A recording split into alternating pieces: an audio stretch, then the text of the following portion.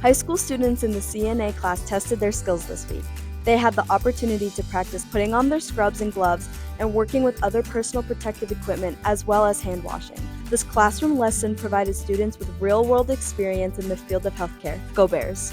Otter Lake Elementary third graders wrapped up their unit about the universe this week with an out-of-this-world activity. Students stepped into a space-themed escape room. They worked together to decode secret messages, solve different math problems, and practice vocabulary words, all while learning fun facts about the planets and moon phases. After completing the activities, students earned a special NASA astronaut certificate. Go Bears! Preschoolers in the Early Childhood Program at Tamarack Nature Center explored the world around them this week.